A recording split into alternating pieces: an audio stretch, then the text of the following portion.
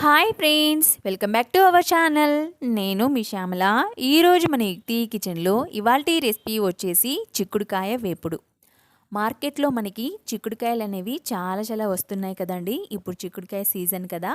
So ఫ్రెష్గా ఉన్న చిక్కుడుకాయతో చిక్కుడుకాయ వేపుడు ఇంట్లోనే ఈజీగా ఎలా తయారు చేసుకోవాలో ఇవాల్టి వీడియోలో చూసేద్దాం రండి. ముందుగా 1/2 kg చిక్కుడుకాయనైతే ఈ విధంగా నీట్గా చుంచి వాటర్లో వేసి అయితే పెట్టానండి. సన్నగా తరిగి పెట్టిన ఉల్లిపాయ ముక్కలు, పచ్చిమిర్చి, అలాగే కరివేపాకు తీసుకున్నాను. ఇప్పుడు ఒక రోల్ తీసుకొని అందులోకి 1 టేబుల్ స్పూన్ వరకు జీలకర్ర, మీ స్పైసీనెస్కి తగ్గట్టుగా గ్రీన్ చిల్లీస్ తీసుకోండి. 1/2 kg చిక్కుడుకాయకి నేనైతే 10-12 తీసుకున్నాను. ఈ విధంగా ముక్కలాగా వేసేసేయాలి. 4 పెద్దవి వెల్లుల్లి రెబ్బలు వేశాను. ఇప్పుడు వీటిని దంచుకొని ఈ విధంగా పేస్ట్ లాగా చేసుకోవాలి. ఇలా దంచిన పేస్ట్ని పక్కన పెట్టేసుకోండి. ఇప్పుడు చిక్కుడుకాయ వేపుడు కోసం స్టవ్ ఆన్ చేసుకొని స్టవ్ మీద ప్యాన్ పెట్టేసుకొని అందులోకి ఒక 3 టేబుల్ స్పూన్ల వరకు ఆయిల్ అయితే తీసుకున్నాను. ఆయిల్ హీట్ అయిన తర్వాత 1 టేబుల్ స్పూన్ జీలకర్ర, 1 టేబుల్ స్పూన్ ఆవాలను వేసుకొని చక్కగా వేగనివ్వండి. ఇవి ఈ విధంగా వేగిన తర్వాత ఇప్పుడు ఇందులోకి కరివేపాకు, అలాగే సన్నగా తరిగి పెట్టుకున్న ఉల్లిపాయ ముక్కలను అయితే ఆయిల్లోకి వేసేస్తున్నాను. వీటిని ఒకసారి కలుపుతూ చక్కగా ఉల్లిపాయ ముక్కలు మరియు కరివేపాకుని కాస్త వేగనివ్వండి. ఈ విధంగా చక్కగా వేగిన తర్వాత ఇప్పుడు మనం ఇందులోకి ఇందాక మనం పచ్చిమిర్చి, జీలకర్ర, అలాగే వెల్లుల్లి రెబ్బలు వేసి దంచుకున్నాం కదండి. ఆ పేస్ట్ని ఇందులోకి వేసేసేయండి. ఆయిల్లో చక్కగా మంచి అరోమా వచ్చేంత వరకు ఈ విధంగా ఒక 2 నిమిషాల పాటు చక్కగా కలుపుతూ వేగనివ్వండి. చిక్కుడుకాయ వేపుడు ఎప్పుడు చేసినా కూడా ఈ పేస్ట్ వేయడం అస్సలు మర్చిపోవద్దండి. ఇప్పుడు ఇందులోకి ఫ్రెష్ జింజర్ గార్లిక్ పేస్ట్ ఒక 1 టేబుల్ స్పూన్ వేసేసుకోండి. అలాగే ఒక 1 టేబుల్ స్పూన్ వరకు పసుపు కూడా యాడ్ చేసేసాను. మొత్తం అంతా పచ్చివాసన పోయేంత వరకు ఆయిల్లో అంతా కలిసేలాగా ఈ విధంగా కలిపేసుకోండి.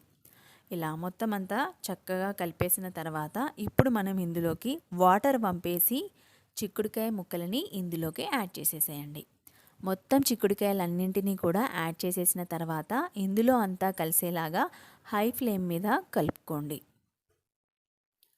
నేను ఇక్కడ మొత్తం అంతా కలిపిన తర్వాత చూపిస్తున్నాను చూడండి. ఈ విధంగా కలిపేసుకొని దీనిపైన మూత పెట్టి అలాగే వదిలేసేయండి.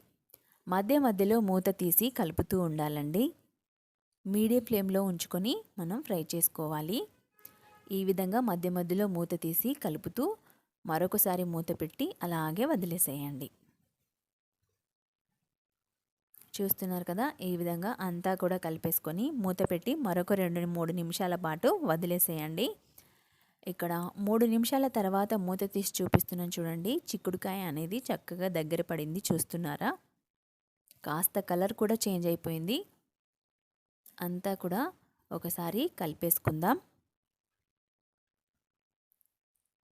ఈ విధంగా మొత్తం అంతా కలుపుకున్న తర్వాత ఇప్పుడు మనం ఇందులోకి మీ రుచికి సరిపడా సాల్ట్ని వేసేసుకోండి. అలాగే కొద్దిగా రెడ్ చిల్లీ పౌడర్ని వేస్తున్నానండి. ఒక 1/2 టేబుల్ స్పూన్ వరకు అయితే వేసేస్తున్నాను. రెడ్ చిల్లీ పౌడరు అలాగే సాల్ట్ వేసిన తర్వాత అంతా కూడా ఈ విధంగా కలిపేసుకొని మూత పెట్టేసి మరొక 2 నిమిషాల పాటు అలాగే వదిలేసేసేయండి.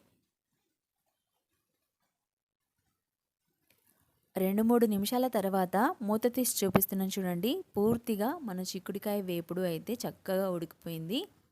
చూస్తున్నారు కదా, ఈ విధంగా చక్కగా ఫ్రై అయిపోవాలి. అంతా కూడా ఒకసారి నీట్గా కలిపేసుకోండి.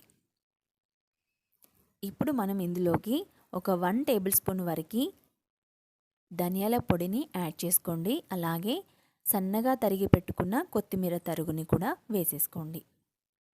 ఇవన్నీ యాడ్ చేసిన తర్వాత ఒకసారి మొత్తం అంతా కలిపేసుకొని చూడండి, మన చిక్కుడుకాయ వేపుడు అయితే ఈ విధంగా వస్తుంది. టేస్ట్ అయితే చాలా బాగుంటుంది. ఇలా మొత్తం అంతా కలిపేసుకొని మరొకసారి మూత పెట్టి మరొక 1 మినిట్ పాటు ఫ్రై చేసేసుకొని ఆ తర్వాత 1 మినిట్ తర్వాత మూత తీసి చిక్కుడుకాయ వేపుని ఈ విధంగా చిక్కుడుకాయ వేపుడుని అయితే వేరొక బౌల్లోకి వేసుకొని సర్వ్ చేసేసుకోవచ్చు. చాలా టేస్టీగా ఉంటుంది చిక్కుడుకాయ వేపుడు. చూసారు కదండి, ఇవాల్టి రెసిపీ చిక్కుడుకాయ వేపుడు అయితే రెడీ అయిపోయింది. చాలా చాలా టేస్టీగా ఉంటుంది. చపాతీలోకి కానీ లేదంటే రైస్లోకి కానీ తీసుకోవచ్చు. ఇంకెందుకు ఆలస్యం, మీరు ట్రై చేసి మీకు ఎలా కుదిరిందో కామెంట్ సెక్షన్లో కామెంట్ చేయడం అస్సలు మర్చిపోవద్దు. Thank you for watching.